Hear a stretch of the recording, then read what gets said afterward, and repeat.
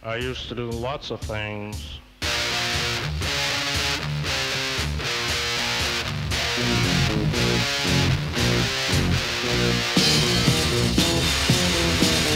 used to do things and I'd say things and Jesus, I was evil. Take things and break things and Jesus, I was evil. I never shook babies. Yeah. Benjamin. Hello, Joseph. So, okay, I'm not going to tell you. I'd rather just announce it on Twitter. You're not going to tell me what? I'd rather just surprise you on Twitter. I think it'll be funny on Twitter. You surprised me on Twitter? Yeah. Oh, okay. Like right now or after the episode? After the episode. I think it'll be funny. All right. Did I do something? No, not you. Actually, there's somebody. So, okay. So have you been getting a lot of spam, like message requests on Twitter? I get a lot more on Instagram and just like likes from the same, and it's obviously just like an attractive girl. It'll be like, I'll milk you for at this website or something, or like see my tits, and I'm like, tempting, but I'm gonna have to pass. Yeah. Well, I've been getting a lot of them on Twitter, and you just weird random crap. But there was one that I was like, oh, I'm gonna say that this is Ben's burner account. I won't tell you why. I think it'll be funny. Okay, when do it. Yeah, it's not my burner account. I do have. I think it is. Well, it's not, but I can see why people would believe it, and so it's a rumor that I'm going to start. That's fine. Oh. I'm cool with that. I'm a purveyor of misinformation. I'll always play along. Real quick, so I haven't done too much cultural. Have you done anything interesting culturally speaking lately? Never. No? You live like 5 minutes away from New York City. You don't just like go to a museum or a concert or. I don't live 5 minutes away from New York City. I mean, come on. I mean, I'm in New York a lot. I haven't been as recently. I will be later in the year. I kind of split time with my fiance. Yeah. Yeah. Well, I haven't done much cultural stuff lately, but one thing I'm going to try to do this weekend is that there's a restaurant that's been around in LA since the 1920s, and it's called Barney's Beanery. And it's a lot of Hollywood stars hung out like in the 40s and 50s, but in the 60s it was kind of a hangout for rock stars because it's pretty close to the Sunset Strip. And it was the Doors used to hang out there. What kind of food is it? It's just kind of like American diner stuff. They're famous for chili. They just got burgers and stuff. Oh, it's not like fancy. No. It's kind of a diner little place. Great. I love those places. Yeah, it's pretty cool. I haven't been yet, but so the Doors used to hang out there, and apparently Jim Morrison got kicked out of there because he got drunk and pissed on the bar. And it's the last place that Janis Joplin drank at before she died. So it's kind of like did she die in LA? Yeah, actually, I was near the hotel that she died at because I took my parents were down probably a few weeks ago, and we went to the Magic Castle, so it was actually just like two blocks away. But yeah, she died in LA. What hotel was it? I can't remember. It was not a famous hotel. I think. Okay. Yeah, it's just some weird little hotel. It's like a Holiday Inn. It's like a Howard Johnson Motel 6 or something.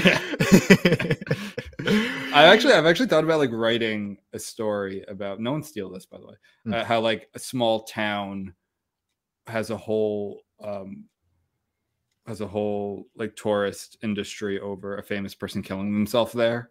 Oh, that's cool. I think it's Ketchum, Idaho, is where Hemingway killed himself. That's I think it's like some small town, Idaho. Yeah. I don't know. Yeah, I was like, oh, that sounds interesting, because a lot of places are like, oh, this person lived here, but it's like, oh, what? Like this person died at this house in this small town. Some bumfuck little towns like this is where Orson Welles threw up or something like. Yeah.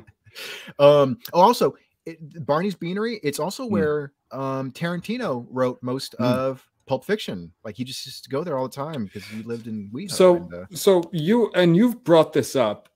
How the fuck does anyone write in public?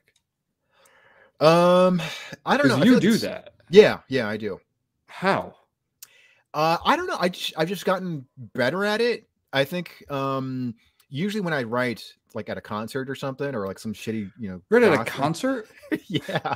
Well, so I mean, like, it depends on the concert. So like, if I go to the Whiskey, like, because they have like a sort of loft. They have an upstairs area where you can look down on the stage, and they have tables and stuff. So it's pretty easy for me. Just like, okay, this band sucks. I can tune them out and just drink and write. Like I would never go to like an arena concert and bring with my little notebook while everyone's moshing around me. Like I would never do that. But yeah, it's gotten like writing about the band or like writing something totally different. Usually totally different, but sometimes I'll just like write, like, I'll just take like weird random keywords from around me and then just smash them together and just come up with weird word associations and stuff. I could never do that. I don't know how people do that. No. Like I can't even really write in a coffee shop. No. I did a little writing, and it was more when I was backpacking Europe. I would do some writing there, but that's because it was fiction, but I was like doing kind of research for it. So I wanted to be in that moment, be like, okay, I'm in this town in Spain or in France or Czechia or whatever. And like and it was even then still more notes. I took a lot of notes, and I still take notes to this day everywhere. Randomly, I think it's one of the best things you can do as a writer. Even if I'm in the car, I'll like turn on my voice app and just like say something into the microphone. But like writing prose, I don't know how people can do that in public. Yeah, I usually don't write prose. Sometimes I'll be like, I'm gonna come up with a few random ideas for the script that I'm working on or something, or like I'm just gonna like, like if I'm at the Whiskey or something, and it's like, okay, there's drunk people and old people and young people and weird looking people and shitty music. And it's like, okay, I'm just gonna just smash all these keywords together. And what kind of crowd is the Whiskey? It's pretty interesting. It's pretty similar to like what we saw at the Rainbows. There's a lot of So you do get a decent amount of younger people, a lot of old school. I don't remember that much of the Rainbow. I was pretty hammered. I remember I remember the vampire. I always forget the name. The vampire. Oh, the Hollywood vampires. Yeah, that was up in that den thing, right? Yeah, that was very cool. Yeah, I remember this room. I'm sitting. There's like bookshelves. I fell asleep in a chair. Like, oh, that's right. That was at the a restaurant. It's called the Rock. Oh, that wasn't. Oh, that wasn't the Rainbow. That's right. I took a picture of you passed out, and I put a post on Twitter because I think you got locked down on Twitter that weekend for whatever reason. I did. I've only been suspended from Twitter twice, and they were both in LA. I don't know what. I honestly don't remember. I'm not just saying this. I honestly don't remember what I tweeted the second time. Yeah. The first time I tweeted it was a string of people joking about how to stop the spread of COVID. Remember, this was 2021. This was like November 2021. Yep. And it was like, do this to stop the spread. Do this to stop the spread. And I made the scientifically accurate tweet to kill yourself to stop the spread, which if everyone killed themselves, there wouldn't be COVID. That's a fact. Yeah. And I got suspended for that. Yeah. And I could see how it was like, I guess with a very disingenuous interpretation of that tweet, they could say, I'm telling that person to kill themselves. Like, I'm fucking not. Like, no, I wasn't saying to that person. It was more of just kill yourself to stop the spread. If you're so concerned about spreading COVID, you should just kill yourself, and then you don't have to worry about it anymore. Yep. And that's how I got suspended the first time. I honestly don't remember the second time. I was in a weird, like, I don't know why. I've traveled a lot, and for some reason the jet lag like really messed with me, and it's not even that far, but it like really messed with me, and I was just like tired and groggy that whole time. Well, we didn't start things off to in the best way, because like you came in the evening, and then you arrived in the evening, and so you were tired, so we gave you coffee, so that like kind of woke you up.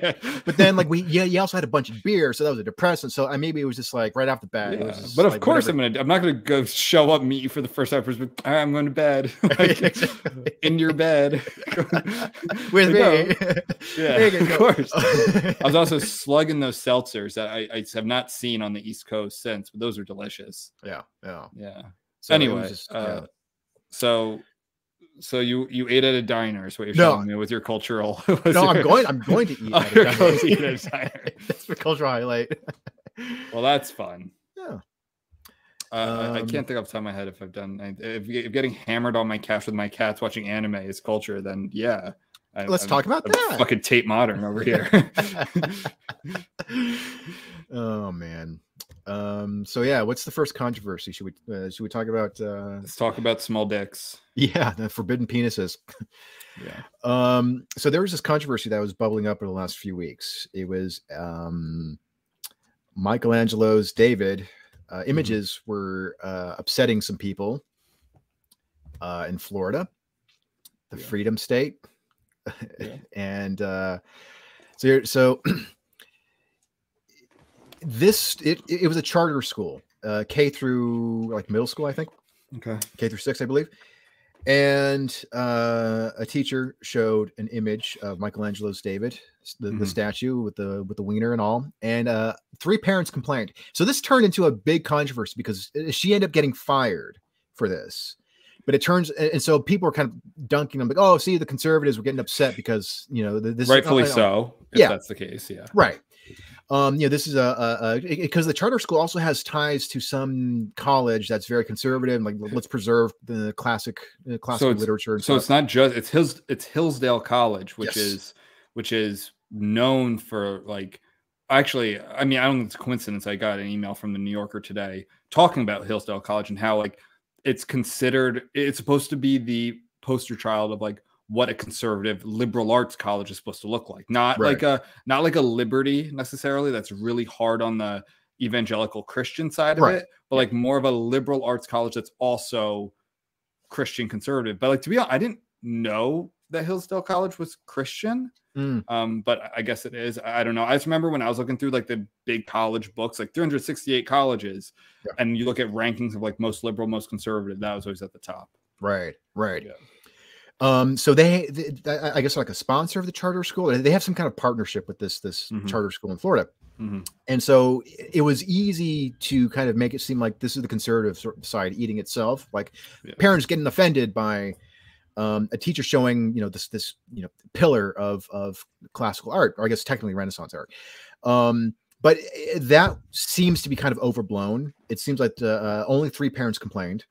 And only one of them said that it was because she accused she called the statue pornographic. And 2 of the parents, it's like, honey, have you watched porn recently? They're much bigger than that.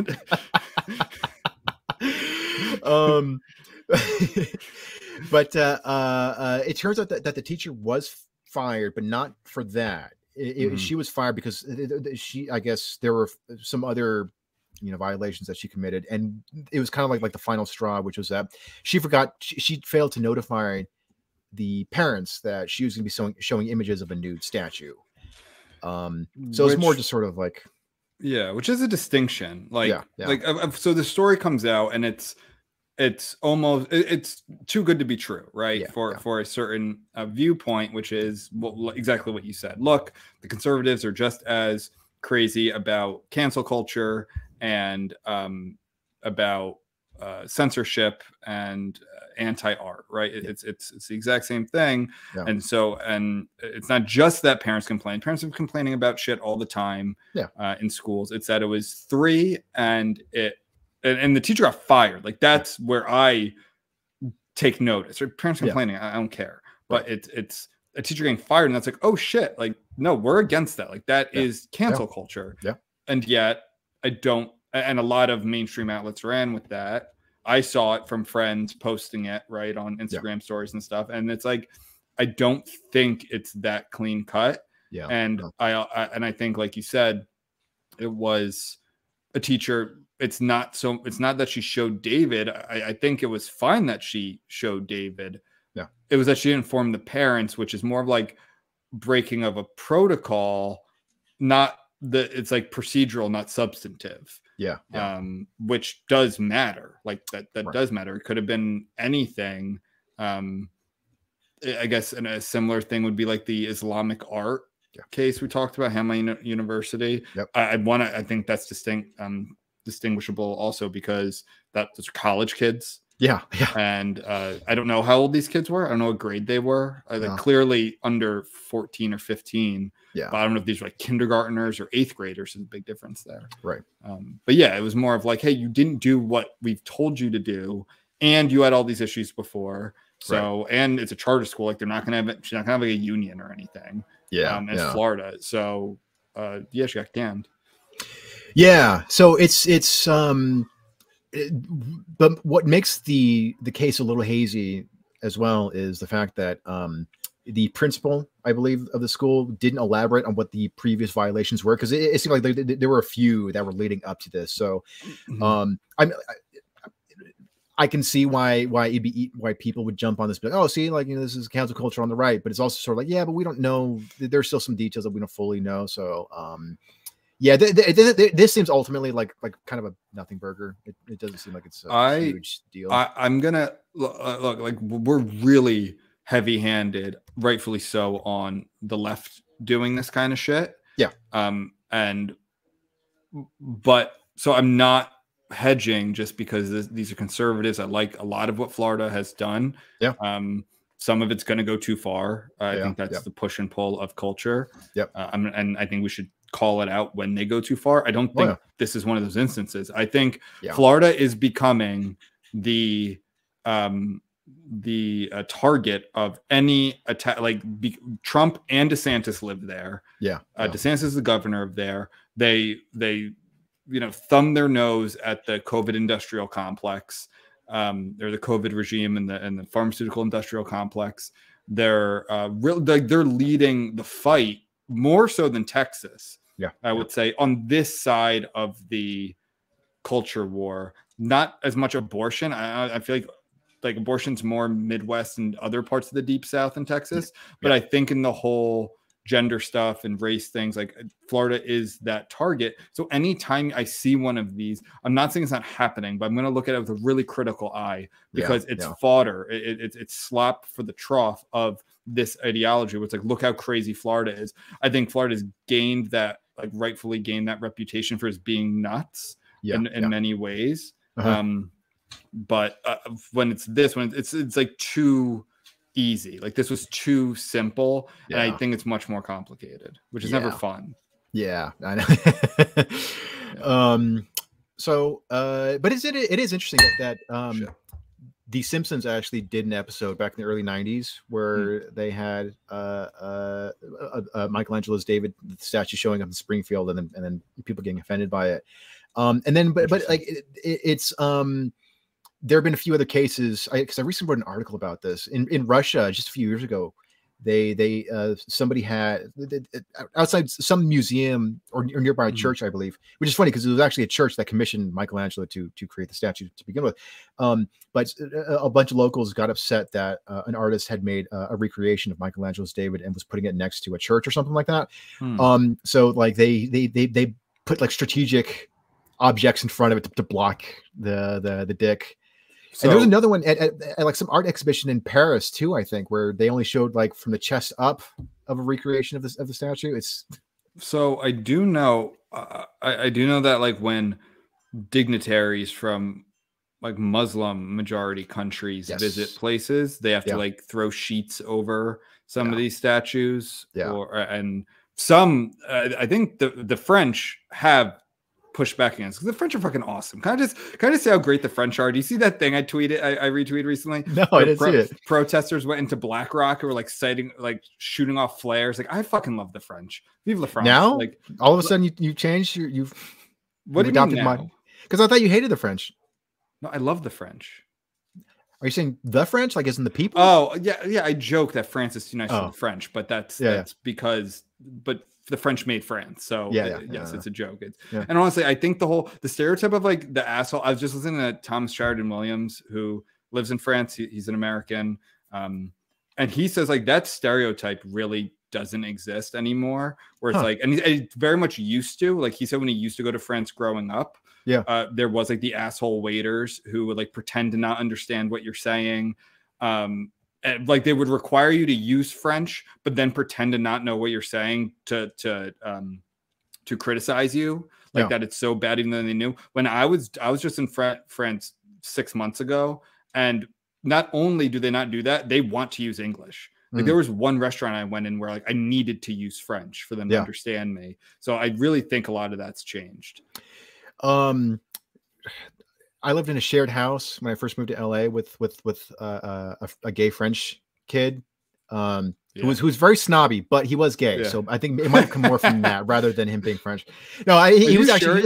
I don't mean to cut you off. I used to play a game when I lived in Europe. It was gay or just European. And sometimes it's hard to tell. Yeah, well, and he was pretty fabulous. No, I mean he was very sweet, and he did make fun of American culture, but it was more in a fun, joking way though. But Can I just say I've tweeted this before. I don't know if I've ever said this on the podcast. I was in my local bar I watched every Saints game in New Orleans. Like there's a bar down the street from my apartment, and I met a unicorn there. He was black, gay, French, and Jewish. And I was just like, no one has ever existed like you before. Like it was amazing. Interesting. It wasn't like he was like, I'm Jacques, I'm gay, black, French, and Jewish. It like came out over the conversation that he was things. I mean, some were visible, obviously. So it's like a Russian nesting doll of like identities, just like but he didn't wear it like on like a badge. It came out over the conversation. I was like, huh. That's interesting. Yeah, I think about him every day. Reminds me a little bit of like Milo Yiannopoulos, because he's a gay conservative who's also like ethnically he's Jewish, but he's a Catholic. He's associated with the alt-right, but he's married to a black guy. He's Greek Jewish. I mean, Yiannopoulos is a Greek name. That's right. But he's also Jewish, and British, and gay, and very conservative and anti-identitarian, but strictly sleeps with like black Muslim men. Yeah. Yeah. Have you seen what he's up to lately? Have you seen like the latest? Didn't he become like super Christian? Yeah, and he was on some like weird Christian. I think they're called like the Christian Militant or something like that. It's a YouTube channel. And he's hawking. Yeah, I know. He's like hawking holy water and stuff. Yeah, right? Exactly. It's like these statues. It's funny because it's going, like the detail on the Jesus statue is terrific, and it's just so weird. Like he's so tame. And is it like QVC for like Christian? Yeah, that's exactly what it is. Tchotchkes, yeah. That's a pretty. I feel like that's a pretty. Not understandable, but foreseeable conclusion for someone like Milo. Yes. I feel like that's pretty natural for him to end up hawking Christian tchotchkes on television, on YouTube. On YouTube. And it was just funny because he's making small talk, because I've listened to a few of his speeches and he gets all wild and crazy, but like here he is, and they're like some sweet little old lady. He goes, he'll be like, hello Barbara, how are you today? And she goes, oh, I'm doing fine. How about you? And he goes, well, I was pretty busy, as you know, but anyway, I think we should. It's just like him being so tame and calm. It's weird trajectory. Didn't he say he's not gay anymore? Probably. I'm not making that up. It's like, bro, like, come on. I wouldn't be surprised. That's Milo served a function in those mid 2010s that was like, I'm not the stereotype of the kind of person who would say these things. Right. It was almost like I have some layers here, and people were like, oh, you're racist. He's like, really? I have a black boyfriend. You're anti-LGBT. Like, I'm literally gay. Like, I'm gay. And all of these things. So I think he very much served a function, but he's gone off the deep end. Yeah, I was never like a fan, but like when you looked at him from a distance, it was sort of like, I'm kind of glad in a way that there was somebody who was just kind of like throwing grenades into the culture war, just be like, hey, check this out, sort of thing. So it's like, even though I was like a fan, I was like, okay, but people like idiots kept falling for his trap, because also conservatives didn't like him either, like because he was so outrageous. So sort of like he was kind of pissing off people all over the place. He's very abrasive. I don't love that form of fighting the crits where it's just like put up a picture of a blue-haired she they and be like, look how dumb they are. It's like, no, that's not really any better. It's more of, you have to attack their, like, people can dress how they want. They can the pronoun stuff is more of like, well, are you like that? I push back because like you're forcing me to say these things, you're just making them up, and they're not like they're not based on any sort of reality. This is just a Tumblrification of identity. Yeah. But I didn't love that about Milo. I don't remember him much. And what got him really like canceled from like his own camp was really, if I remember correctly, I'm in no way condoning this at all, but he was just kind of speaking the truth of the community he came from, which was minors, like minor boys sleeping with older men. Yeah. And that it was totally normal. I think he took it a step further and said that it's like good. And that's ways, what really like it's more of a what's it? A protege. What was that Seinfeld episode with the not master and protege, right? It was the apprentice or no, because that's the protege. Yeah. And I forget the term right now, but that sort of where you'll see that in business. I know one of my best friends, his father had like I met his protege and he's now like running the company or something like that. But this was for having sex with men. Oh. Yeah. Well, we wish you the best of luck, Milo. Yeah, I guess. Like I say, when I hear Milo, I just think like 2016. Yeah, like 2015, 2016. And then besides him popping up with the Trump jet, which I heard was like him trolling Trump with Nick Fuentes. Do you remember that? No. Where they were on the jet with him and like Trump didn't know Nick Fuentes is like a literal white supremacist. I know that term gets ruined from the crits because they call everyone a white supremacist, but like Nick Fuentes actually is a white supremacist. Yeah. And Trump didn't know that. So like Milo set that up to make it like, I think Trump just thought he was some conservative popular YouTuber. And Milo set that up because I think Trump kind of disowned Milo or something. I don't know. I don't care about any of this. Yeah. But that's the last time I heard Milo. And he cut his hair. I think that sucks. I liked him with the long hair. Yeah. He almost had like he kind of shaved like the sides. So it was almost like this weird mullet mohawk thing. It was some I don't know. I think now it's very conventional, kind of like hair like I have, which he looks like he should be a apprentice or intern for some Republican congressman or something, with the lanyard and a blazer or something like that. Yeah, like a super anti-gay Republican, but who ends up getting railed by him like in his office after hours and shit, and then it caused like a whole like controversy. Right. It's like some congressman from a district in northern Texas. That happened recently. There was a congressman in Tennessee who liked a twink. Yes, he was like commenting like fire emojis and stuff. I don't know if he knew it was public or he was.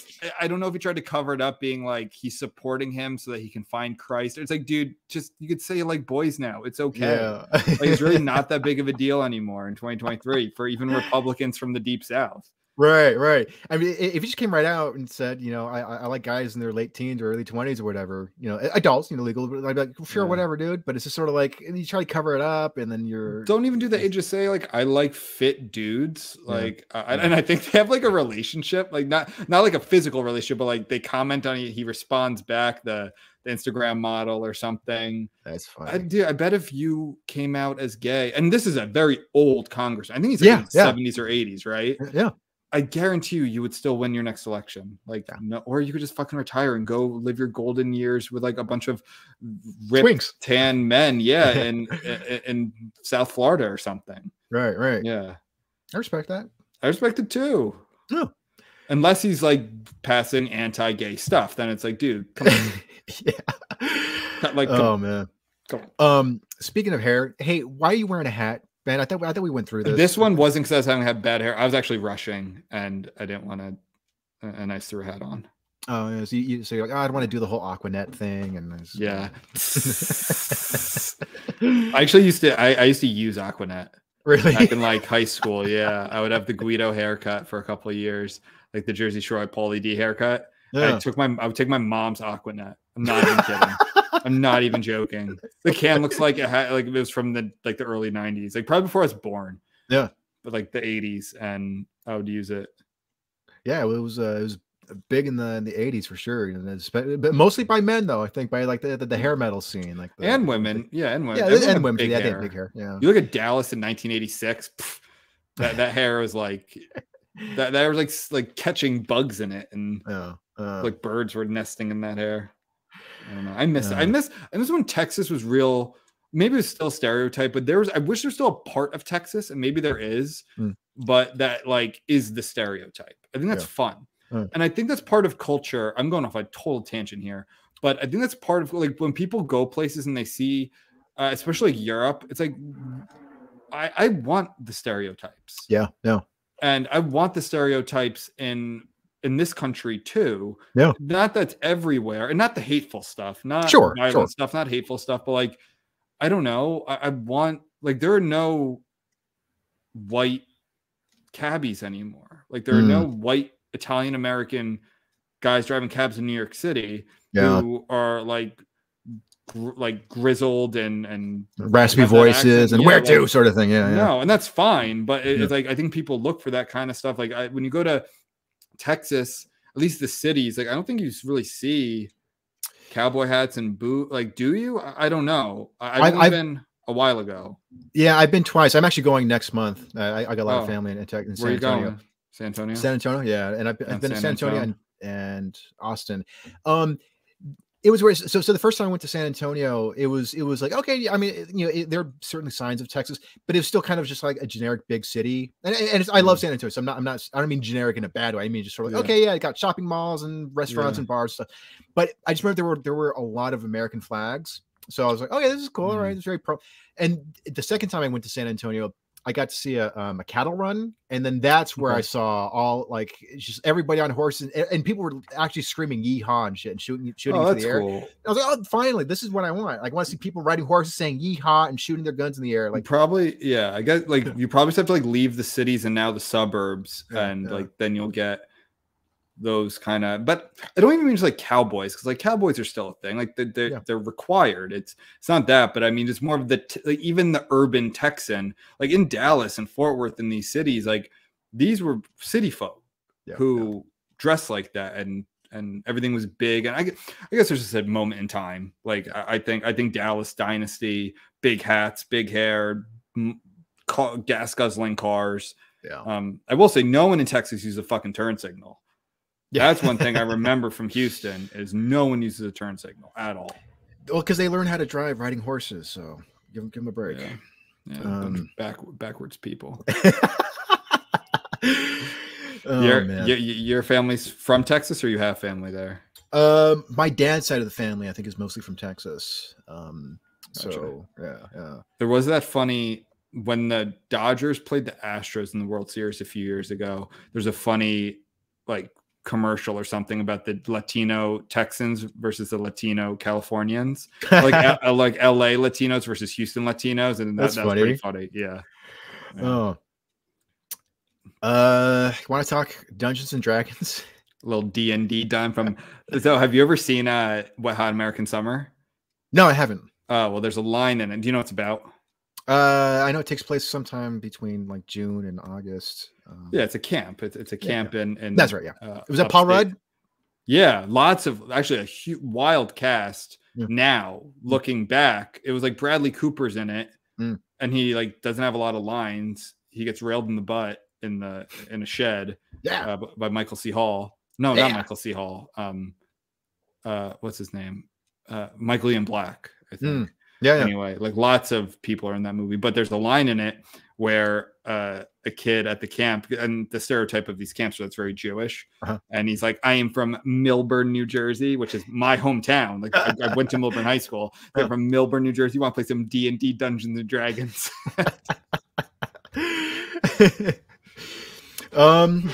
So I don't know much about the game. I'm assuming you do. I played some D&D. Yeah.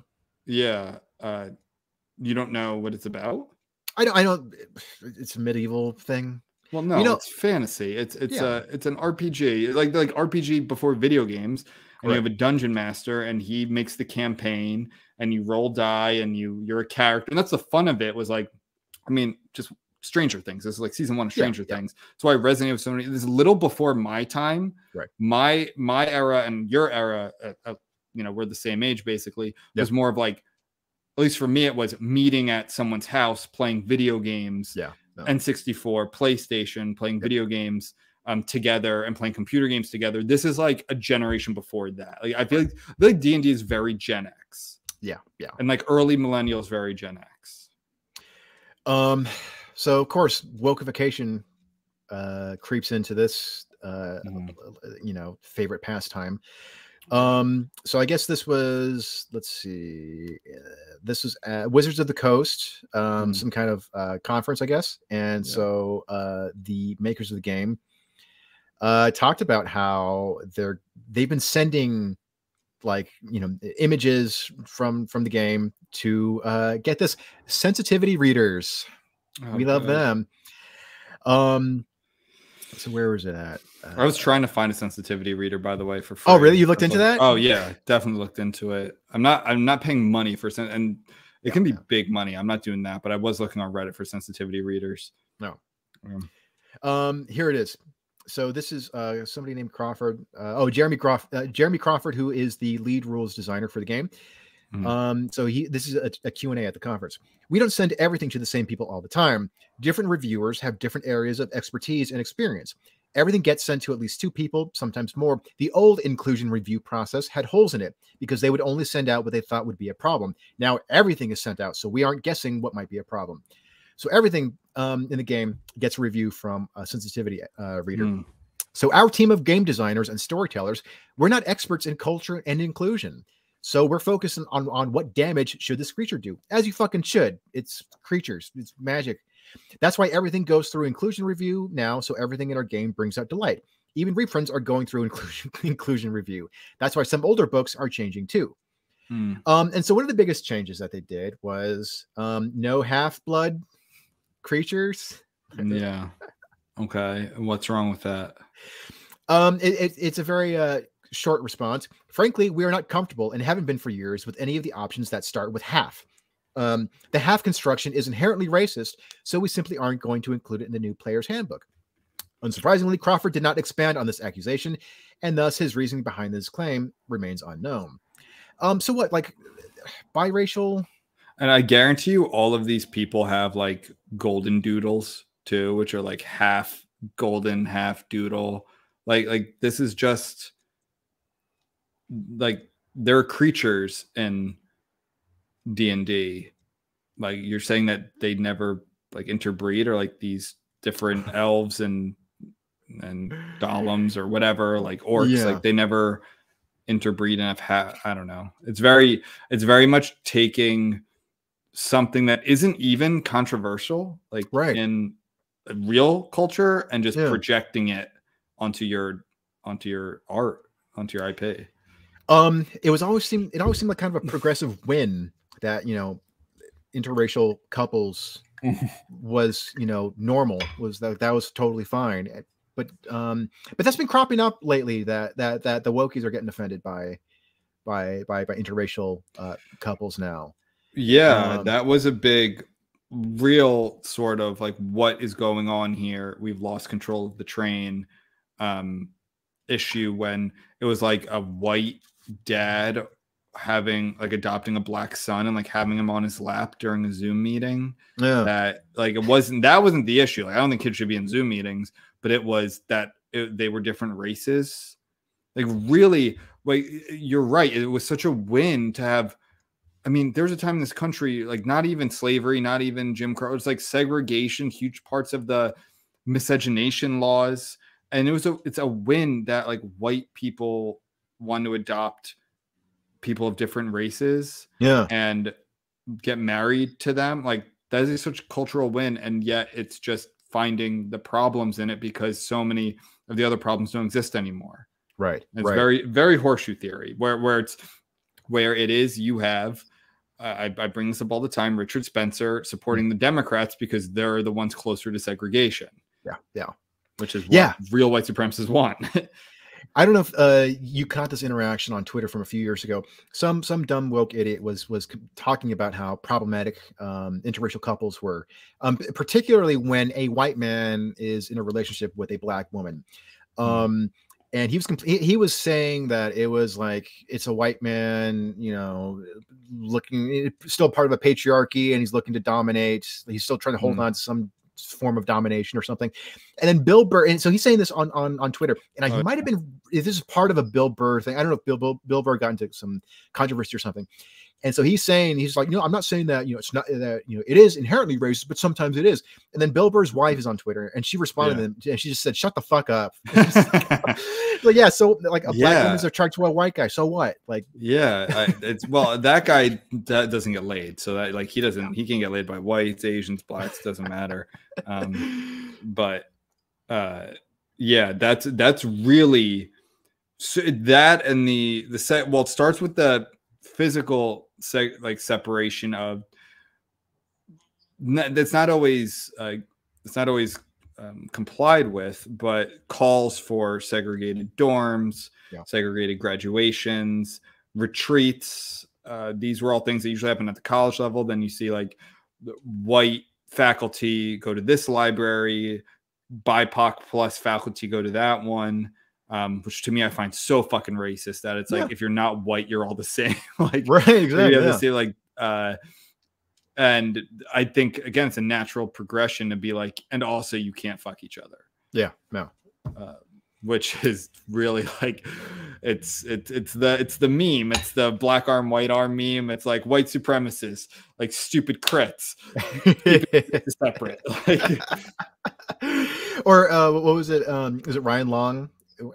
Yes, that went viral. I think that was like, I feel like his first viral I think moment so, where it was I forget what he called. Is a woke? Do you use like woke or progressive or someone? It was like woke and then racist. And they were agreeing on everything. And even that's where you even get the poor Jews. That's where they get it from both sides. You get the white supremacists and like the black nationalists. It's like, oh god damn it, they can't catch a goddamn break. I know. Well, they own all the banks, so I guess they got that break. They own Hollywood too. Well, actually, no. I like how you said that in a fake way, but they did. I don't know.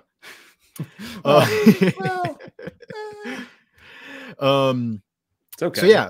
So mixed race is offensive in the fantasy world now. So, well, I want to bang an elf. What is so wrong with that? That's bullshit. Free love, man. Liv Tyler was a pretty hot elf in the Lord of the Rings. Honestly, it sounds like the argument for like very 2003 anti-gay marriage. Like, well, we're gonna fuck goats next. That's it. You're gonna want to marry a goat. See, you want sex with an elf. I know Zach Galifianakis makes a lot of jokes about Greek people. Because he's Greek and he makes a lot of jokes about goat fucking. He was on something and then he's like, please don't make fun of the Greek. Like I keep getting letters from the Greek council to stop. Mixed race is offensive to everybody, even in the fictional realm. Well, that's a culture that really just, they used to have everything. What, the Greeks? Yeah. What have they done lately? That's true, huh? They also used to fuck little boys. So I guess, give some, take some. All right, next controversy. No, I like the Greeks. Oh, yeah, they're cool. This new report comes from the Hollywood Reporter's Kim Masters, who details that Amazon's reliance on testing and data led to a clash late summer, specifically following a marketing meeting regarding the company's A League of Their Own series. Masters notes that during this meeting, an Amazon executive pointed out that data show audiences found queer stories off-putting and suggested downplaying those themes in materials promoting the show. On top of this, Masters also detailed multiple sources say Amazon's system often ranked broad series featuring straight white male leads above all others. This was Amazon TV, like they're streaming, right? Yeah. And I have that, and you can Netflix, you like thumb up or thumbs down, right? What does Amazon do? I think this is an internal. I think this is an internal system. So according to the report, the show's co-creator, Will Graham, launched into an interrogation of the system, which resulted in Amazon dropping the system of ranking shows based on audience scores. So I like how we don't like the data, so we're just going to stop measuring the data. Yeah, you can't. Yeah, what is it? It's like you can't. I don't know. It doesn't exist if you don't count it or something like that. I think I know what you're saying. I know it's like a big phrase, like in Silicon Valley, where it's like if you can't measure it, you can't improve on it. Is that what you're thinking? No, I would never quote anything from Silicon Valley. No. But it's it's like sticking your head in the sand. It's like, well, if we don't measure this, then it doesn't matter. It doesn't exist. Yeah. It's so funny because, like, I don't know if it's quite as simple as we like shows that have straight white men in the leads. I don't know if it's quite as simple as that. I think it's just when those shows have straight white men, white male leads, they're not racial. They just don't bring up politics. But so often, like whenever a show has a lead that's, a black woman, like I'm criticizing the creators here, where it's like, oh, let's use this as an example to like criticize the white cis heteronormative patriarchy. It can't just be like, hey, here's an interesting show with an interesting character who just happens to be a black female. It's like so often they use it as a mouthpiece for progressive ideas. Yeah, and people are sick of that. Like that's when people say, like, you're hitting people over the head with it. Yeah, just make good, entertaining art, good, entertaining shows. And it won't matter. I was actually listening to Coleman Hughes and Neil deGrasse Tyson. Oh, yeah. I was listening to that interview. It's fine. I like Neil deGrasse Tyson a lot. I really like astrophysics. I was interested in that. He wrote this whole chapter on like race in his book. And it almost felt like he was fighting people who like don't exist anymore, like eugenicists and stuff, who talked about like why whites were the superior race. Was like, no one is talking about this anymore. No one cares. Yeah. It would be like, an example was why so many white kids in the suburbs build tree houses, and it's to get back to their roots in trees, but the stereotype is black people are monkeys, or who has the hairiest people are always white people, but black people are. It's like, yeah, but this isn't it's like something for like 100 years ago, right? So that was very weird to me. It's like, okay, like no one's really does these arguments outside of like small measuring skulls and shit. Yeah, like honestly, like measuring ears and stuff like that. Yeah. That aside, he made the good point about this, because he's also against this whole idea that the crits always bring up is like basically nothing has changed since Jim Crow. Everything is super racist. He's like, no, not all. We made unbelievable strides. Yeah. And Coleman is younger than both of us, and Neil deGrasse Tyson is much older. And he's like, and Coleman's like, yeah, I never dealt with these issues. I like, if anyone has ever, like, I've never felt like I was treated differently because I was black. And Neil deGrasse Tyson talks about how much more racist things were for him growing up. Yeah. Even what we'd call today like microaggressions, like people just assuming that he's not as smart as he is. Right. But one thing he brings up is like, you would never have, for instance, Tenet, which I think is a shit movie, but this is a huge blockbuster Christopher Nolan movie. Yeah. And the lead male actor is John David Washington. Yeah. And it's like, not a big deal. Right, exactly. Like, not a big deal at all. Yeah. It's just, oh, of course it's him because he's a good actor. Like, sure. That was unheard of back in the day. It was, you had a couple like Sidney Poitier in some movies here and there, but like or you had blaxploitation films, but and he's like, that's an example of progress for him. And it's and so getting back to what you were saying, it was like, yes, so many times, especially in these streaming services, movies and shows, it's like they have to have that layer of the racial component always at the forefront. Right. And people just see it. It's like, okay, yeah, we get it. Like, I'm not here to be lectured about race. If you want to make this experience about, let's say, this black woman in corporate America or something, okay, that's going to appeal to some people. Yeah. Is it a good show, or is it just about she's not treated fairly? Like, I'm just going to go watch one of the 10 million other options I have. Yeah. Yeah. And yeah, so I don't know why. And I don't know how to read this, but like, this is a business. So either they're so big, they make so much money that they don't care. Right. Because everyone says go woke, go broke. But like, Amazon's not going broke. So they can just. Yeah, no. As far as I know, it seems like I don't know what their numbers are, but like the fact that they're willing to just be like, okay, let's just stop measuring audience reactions to shows. Like, doesn't that show that they're not like they don't care about like it's more than just the money? Yeah. So I don't know. I find that very strange. Like you'd think like, oh, this isn't working from a business standpoint. We have to improve on this instead of just deleting it. Yeah. I don't know. But you bring up a point that's relevant to this article here. This new report appears to lend credence to a previous rumor from Hollywood insider WDW Pro at That Park Place that claimed multiple Hollywood focus groups chose a dummy police show versus a woke-styled police show that was actually real. So dummy meaning made up. Like so they gave them two options. And they said, hey, here's a police show. And it was just two white guys. Here, I'll just read the description. Okay. WDW Pro detailed that the dummy police show was based on hacked together episodes of Starsky and Hutch that featured two young detectives, two white guys, one Ivy League and the other a good old boy, are partnered in Vegas where they cultivate informants, recurring girlfriends. Every episode includes a fist fight with chairs and bottles flying, blah, blah, blah. So it's like a standard thing in Vegas, right? In contrast, the woke style show, which was apparently a show that was being developed at the time, that was being pitched to them. In contrast, the woke styled show was allegedly a legitimate show that was being pitched to a number of streaming services, including Netflix, that followed a POC policewoman in a southern where she is shocked by the racism, sexism, and abuses of power of her new colleagues, as well as their poor relations with the communities they serve.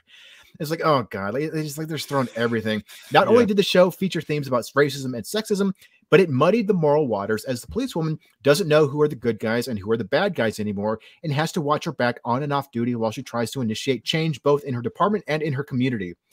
It's like that's so stupid and heavy-handed. Yeah, I mean, there have been shows about like the cop realizing that the cop, like, I mean, go back to Serpico, right? Like there are issues within the force and they're corrupt, but it's and those are interesting. Like those are very interesting, but I mean, I think people are just kind of tired of these like waxing poetic about racism and sexism. Yeah, where there's not gonna be anything deeper there. Right. Like, okay, these are racist, sexist assholes in the South who I'm sure a bunch of them exist. Sure. That's not interesting.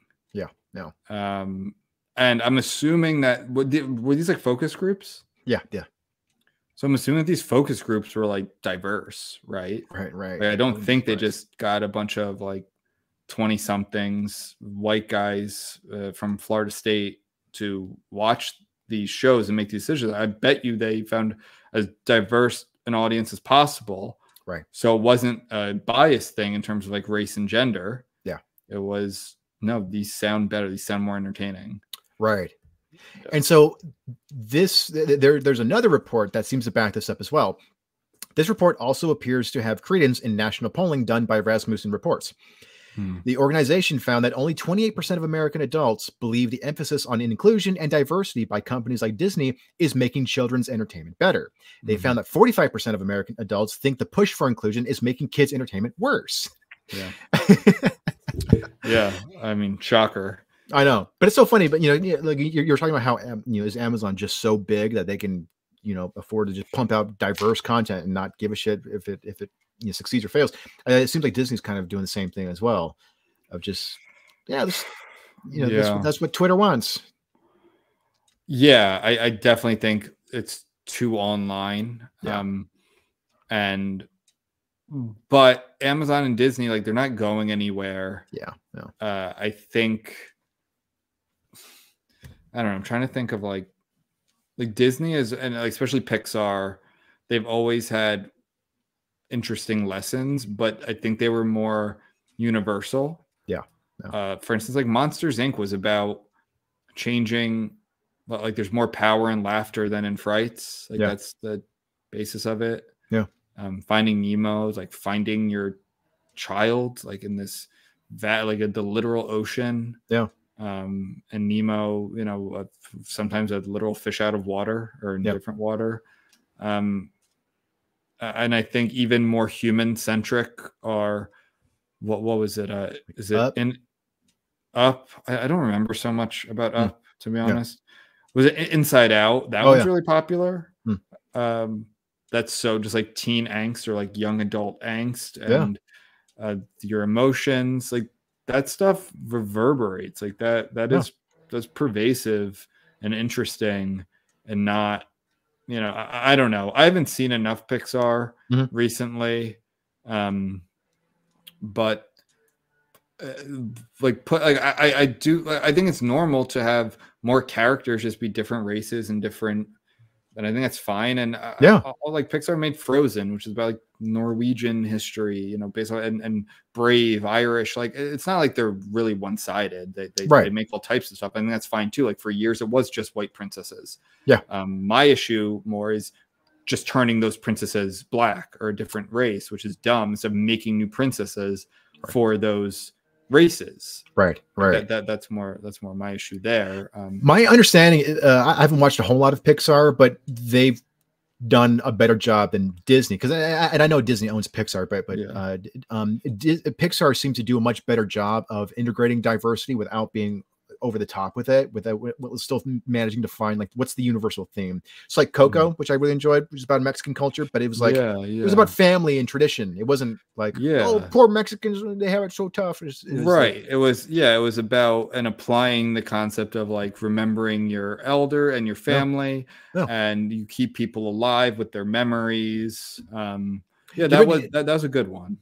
I never saw Soul. I really want to watch it because it's about jazz. But I remember, did you remember? Do you remember the controversy around Soul from most people? Because Jamie Foxx plays the lead character in that one, but he spends and he plays a black character, but I guess he dies and he spends most of the movie as a ghost. Yeah, and he's mostly blue, so people are offended by like.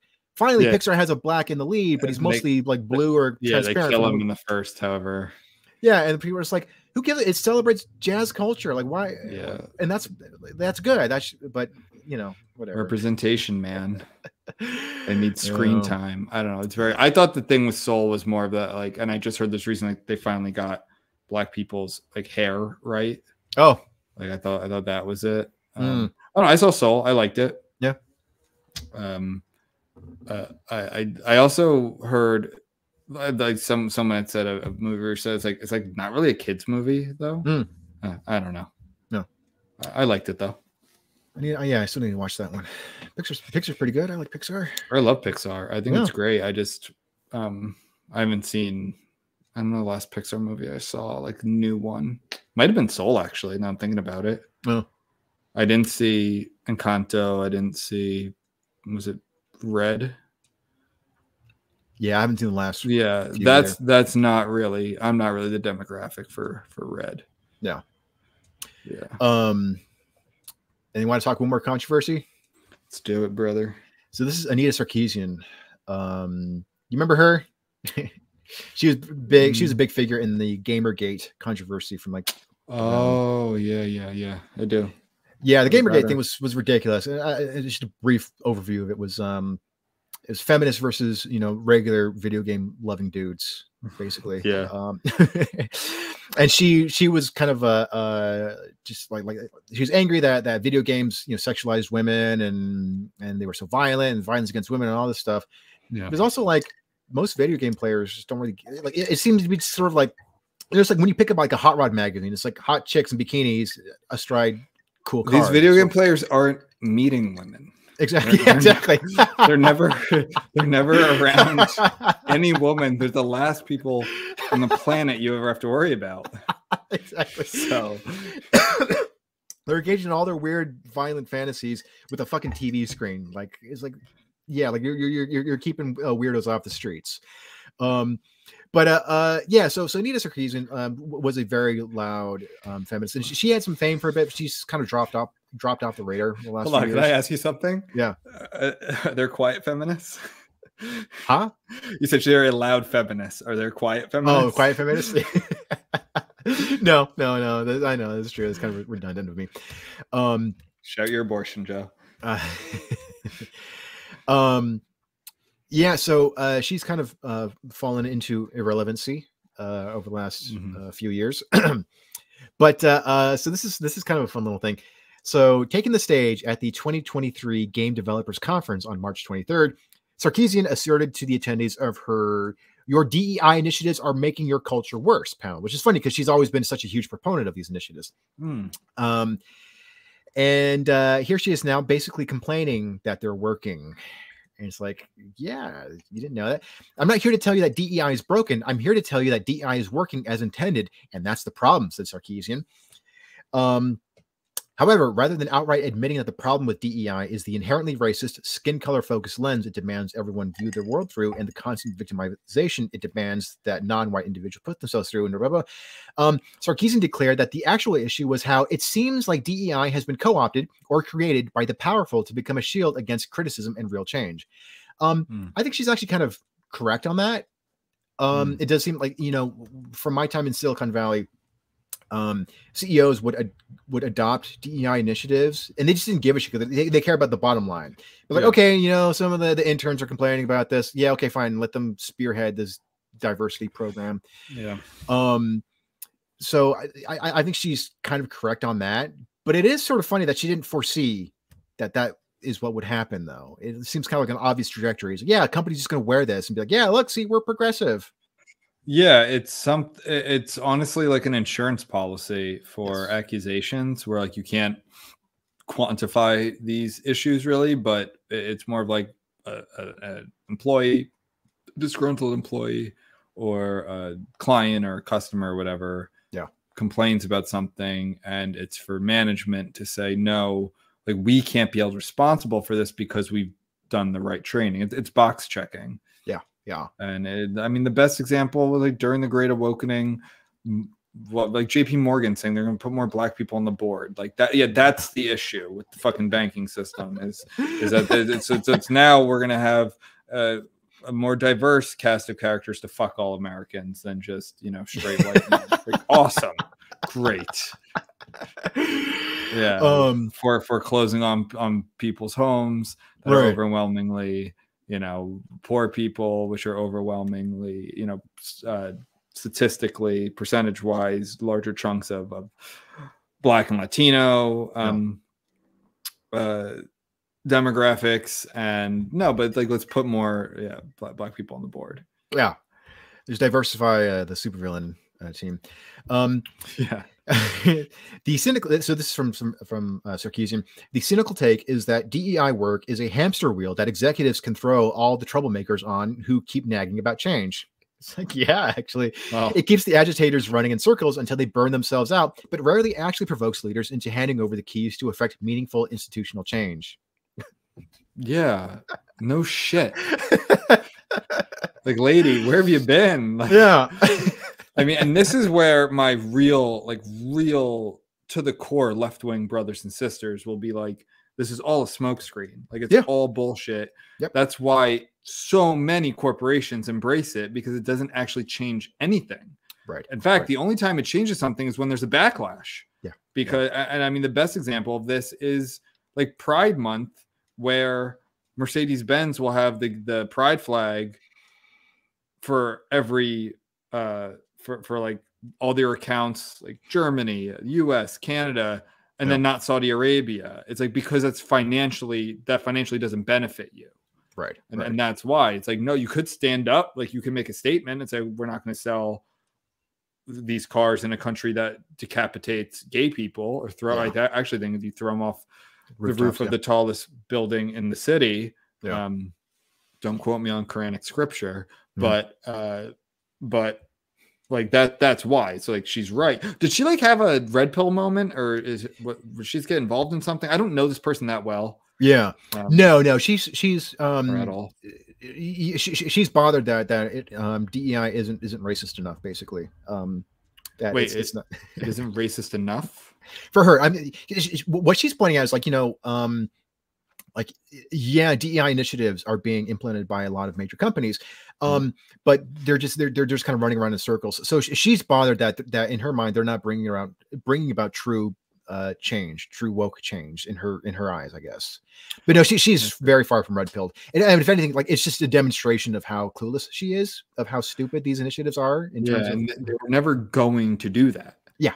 Like, they were never going to do that. They were solely, it was going to put overwhelmingly, from what I've seen, it's overwhelmingly Black women, but Latina, almost, it feels like it's always women, and usually Black or Latina, sometimes Asian, sometimes white. Actually, I think I saw something that like the vast majority of DI coordinators are white. Yeah. Hey, well, white people were fucking my new favorite term, fortitude today, vincimus. It means through endurance we conquer. That's that's white people. We'll find a job that's meant for people of color, and we'll just sneak in there. Yeah, it's for #allies. But it feels like it's almost always women, and it's to put a bunch of women in their middle-aged women into middle management positions. Yes, and give them $90,000 a year salaries, if not more, to check boxes, and to them that's a business expense. To have a once a year, or once every couple of years, have a training, create some initiative, and that's really it. I've always said, okay, put your money, like, in the handful of times that there will be someone who puts their money where their mouth is, even if, like I say this about celebrities, like Brad Pitt and Angelina Jolie, when they were together, like they were actually adopting kids from all over the world. Yeah. Like, they were making, and Brad Pitt built, I think there've been issues with the homes, but he like built or paid for like lots of homes in really poor parts of New Orleans. Or Sean Penn, like actually going to Haiti and risking, you know, lots of disease and other like bodily injuries to go help there. Like, I can't stand Sean Penn's politics a lot of the time. Yeah. But like when they put their money where their mouth is fine, none of these corporations were going to do that. Right. Like none of them at all. Yeah. And it's funny, like she even kind of comments on sort of like the ineffectiveness of these initiatives. Unsurprisingly, despite the entire concept calling on white people to serve as allies and helping promote identity politics-based changes among their environments, Sarkeesian took issue with both the fact that DEI departments were roughly 76% white, and that men in these roles were allegedly paid more than women. Wait, men are paid more than women? Oh, hell yeah. White men win again. You fucking persevere, baby. Yeah. This makes me really proud. Yeah. We did it. We did it, guys. Yeah. Here's a quote from her. This is so obviously replicating the exact problems of the system itself. The path of least resistance here is hiring more white people and paying men more because that's what we know and that's what we've been doing.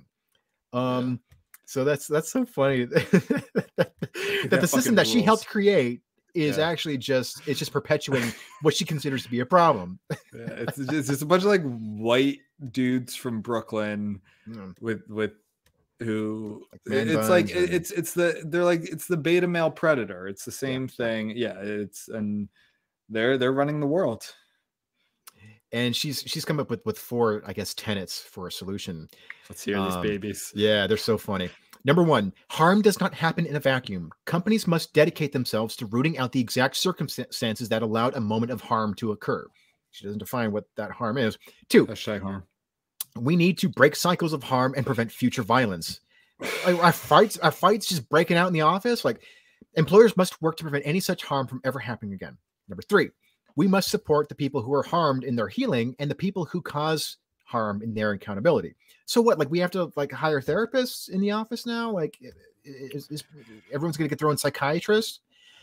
And her 4th one, this is about all of us. According to Sarkeesian, the current systems are failing us, and to break out of those cycles, we seriously need to skill ourselves up by creating stronger ways of being connected to each other, healthy relationship, de-escalation skills, communication skills, expressing feelings in non-destructive ways, and put the work into unlearning toxic narratives and beliefs. Yeah, that all sounds very useful to put on a resume. Like, I think we should be allowed to be racist towards Armenians because of her. Because Armenians you got to pick a side. You guys are like in the middle somewhere. You're Caucasian, you're from the Caucasus, you're Christians, but you know, pick a side already. The Greeks picked a side. They're white. The Armenians, I still feel like, are like the Turks. You gotta, at least the Turks of Islam going for them. But I don't know. She's dumb. I feel like people like, what workplaces are people like, does she think exist where there's like all this harm and that employers need to like, it's so strange to me. I feel like people like her think that every office is like The Office, like the show right. where like that was a TV show. Like people aren't doing what's it called? Like the Diversity Day stuff. Like that's actually a spoof on this, like very mid 2000s, where it was very racist and funny. Yeah. Because it was like, no, we have to talk more about race. It's like, no, we don't. We can just do our job and collect our paychecks and go home. Our work doesn't need to be our life. That's a very like middle management thing. Like management loves that kind of shit. It's like, no, can I just do my accounting job and go home to my family at a reasonable hour and can I have healthcare, please? Yeah. Yeah. Like, I don't know where she thinks this is coming from. People like her terrify me though. She'll just nuke a workplace. Yeah, seriously. But this cracks me up. Expressing feelings in non-destructive ways. Is that a problem in the office of people like sharing their feelings in destructive, like just with like dynamite, just like blowing shit up? Like, man, I don't know. I work in an office and this is like so foreign to me. It's just people we just do our jobs.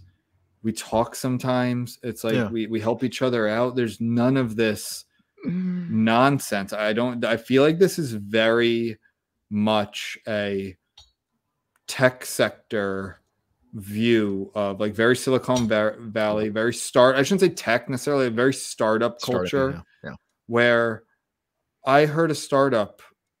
I'm going to leave details aside. I think I've talked about this before, that they do like exercise stuff, right? And they did a fucking land acknowledgement at the beginning of their like, it's like, this is Looney Tunes. Yeah. Like this is crazy shit that's going on here. And I don't and I saw that in the wild. Like this isn't just memes on the internet like making fun of shit. Like this shit happens. This isn't just Stanford University doing a land acknowledgement. Like this is happening at small startups in New York City. Yeah. Insane. Yeah, it's funny. Insane. She reminds me of like a preacher just like wandering into town. It's like, don't go to that saloon. Like it's the devil. You come to the Bible and sort of thing. Yeah. Where it's like, no, don't work there. You got to come to diversity and inclusion school first. Like she's like this weird, like sort of snake oil salesman type. Well, it's more of like the preacher who would go in and be like, no, your priests, your clergy are doing it wrong. Like I'm doing it right. This is what they're doing. You have to listen to me. Yeah. They have you all fooled. And the priests are like, the fuck? I thought we were doing everything. I thought we were doing everything fine, lady. Like, yeah.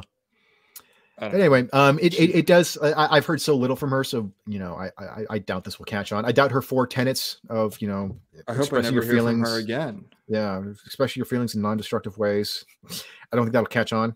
Yeah. Do you think there's a reversal with a lot of this stuff, like pronouns and? It seems like there's a lot more pushback. It's entering the mainstream a lot more. Yeah.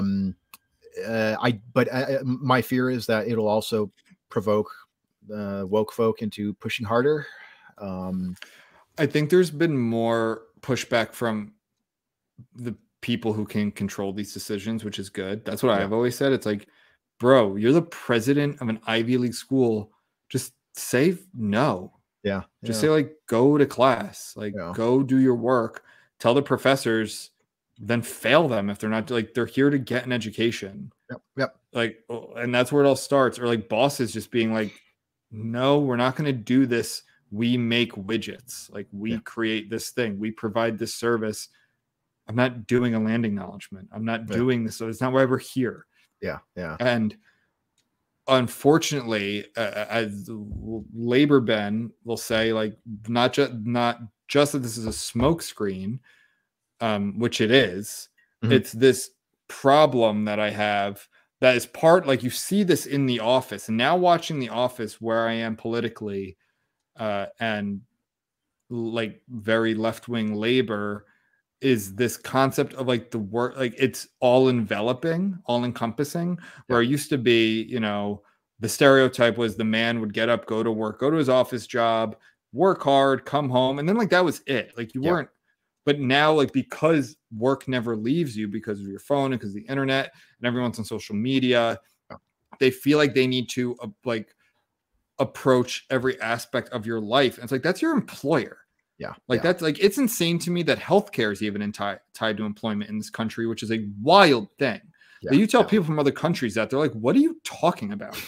Like what? Like that's a post World War II, I believe, concept that stuck. And it's like, it is an insane concept to me. I won't get into that, but it's just it's the idea that like your employer needs to bring up racial, like things that are going on in current. The example I always bring up is like, I don't need my hockey team, the New Jersey Devils, tweeting about Kyle Rittenhouse. Yeah. I don't need it.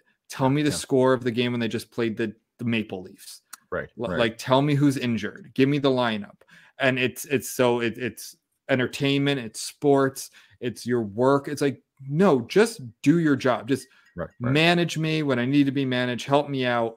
Like, it's a give and take relationship. I provide a service or I create a product, and it's this, no, like we need to make better people. And I have an aversion to employers thinking that they can control this stuff. Like real left-wing people pushed back against things during the pandemic, like vaccines. Like your employer shouldn't be making you take a certain type of health decision. Right. That's crazy to me. Yeah.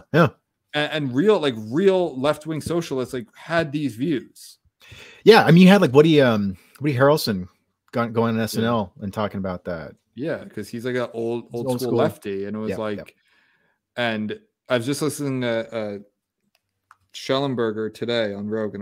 Episode. Yeah, that's good. And he's like, it was such about like the censorship of side effects for we're one of the only countries in the world that can advertise medicine, like pharmaceuticals, right? Yeah, that required. It was a progressive liberal win. To make these companies tell you in their advertisements the side effects of the drug, and that's become a punchline, right? I think like Dennis Leary or someone did that joke, like all of that. It's like, fuck, I'll just take the diarrhea if it's gonna be like all these other. I forgot what it was. Maybe that was the end of it, right? I'll have some heartburn then, right? But no, that's a big win. And then during the COVID regime, they censored the side effects of the vaccine to protect you with protectionism. It's like a nanny state type shit to keep because of hashtag COVID hesitancy. It's really disturbing stuff. We're getting a little off topic, but my point being that I don't need my employer telling me how to be a better person. Tell me, you can have me be a better lawyer. Right. That's what I am for my job. If I'm a software engineer, if I'm a police officer, if I'm a nurse, right. I don't need to talk about this other stuff. Like there's no reason for that to ever happen. Yeah. It's like the HR-ification of fucking every like interaction that happens around the water cooler sort of thing. Yeah, like, it is. Someone made a good point recently on like one of my socialist podcasts I listened to, where it's like, it's called HR for a reason. Like you're a resource. It's human resources. And I think they would say like, no, we provide resources to humans, but it should also be like, no, we are like humans are the resources. Like you look at us as a resource. Yeah. And not as like an employee, not as a person, not as a worker with all these other things. So no, we're a resource for your company, organization, nonprofit, whatever it is. Yeah. Well, all right. That's the end of that. One there. It's a very depressing episode. Just a lot of stupidity. Things are dumb. No. But I think they're getting better. Maybe not. So. No. Yeah. Until AI becomes sentient and we're all flesh slaves. Yeah. just hoping for the the singularity. Hopefully that'll happen any day now. But yeah, there's luckily I think we're at the vanguard pushing back against this insanity that's infecting our culture. I think people look up to us. I always will. They do. Yeah. Hey, every episode we get a couple more subscribers. Yeah. Oh shit! Sign up for our Patreon. Oh yeah, check out our Patreon. We got some cool stuff. I was like, Joe, I promote the Patreon more, and everybody's talking about like, I ate at a diner this weekend. Yeah, I drank on the couch. Like,